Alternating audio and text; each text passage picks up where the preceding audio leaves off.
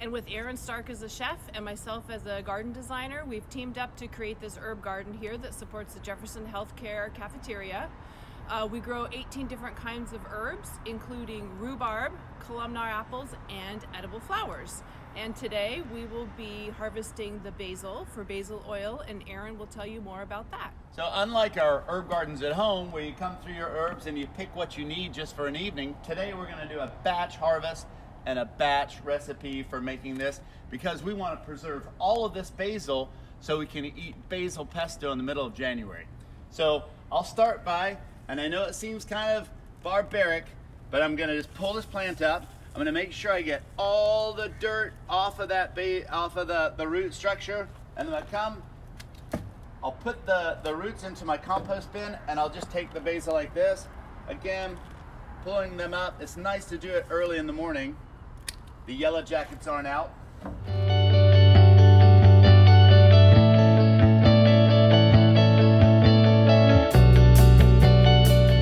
Okay, so here we are just picking the individual leaves off of the plants, and we want to just compost the stems.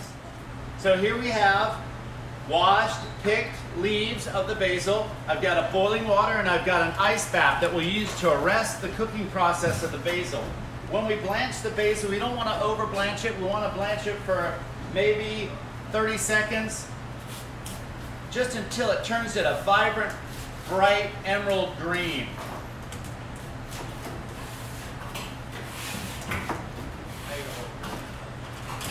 And then make sure that we get it down into the water. And once it's in the water, you want to really swirl it around. Make sure there's no hot spots. There we go. Just using my fine mesh strainer as like a spoon. So here we have the basil that we blanched out. We put it into a colander, and now, very gently, I'm just going to take the basil in the palm of my hand, and I'm just going to squeeze that excess liquid out of it. Try and get it as dry as possible.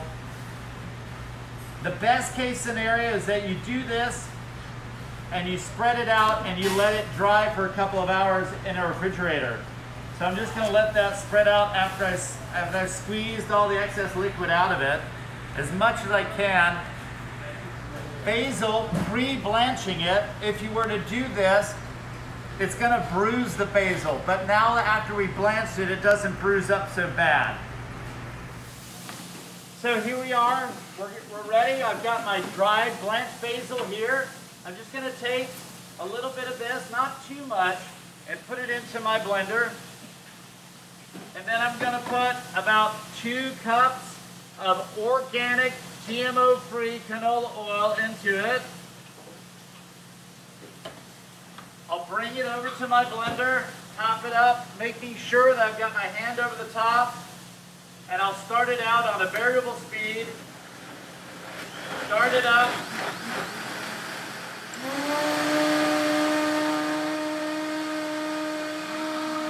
And then when it's going,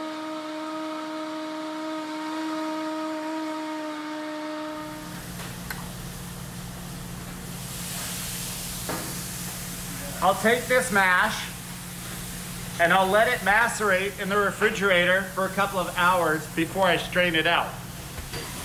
So here I have a fine mash chinois. If I just put that into my vessel, and here I have an industrial coffee filter. If I decide just to make a cornucopia out of that and put it in here, and then I just pour my mash into it.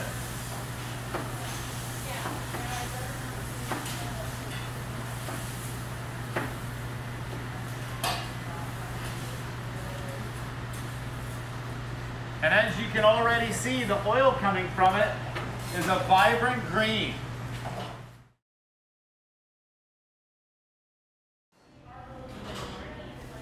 So here we are. We've pureed our blanched basil with an organic GMO-free canola oil. This is a non-flavored oil. We've put it into a fine chinois with a coffee strainer. And what we see is that the oil is dripping out through the strain and getting processed into the purified oil. But in the coffee filter, we have the mash of pureed basil. So this is the idea. We get a 2-for-1 deal. We get this beautiful,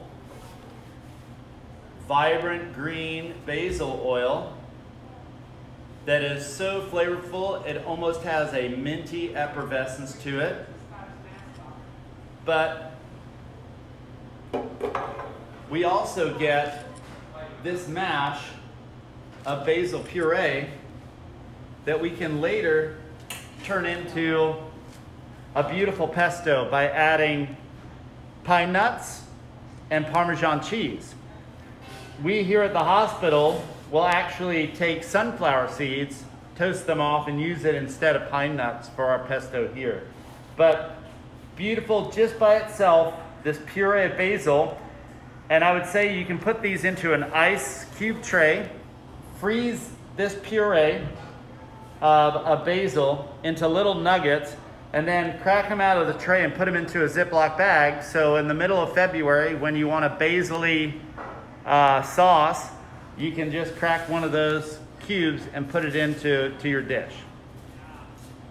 So basil oil, fresh from the garden, everybody.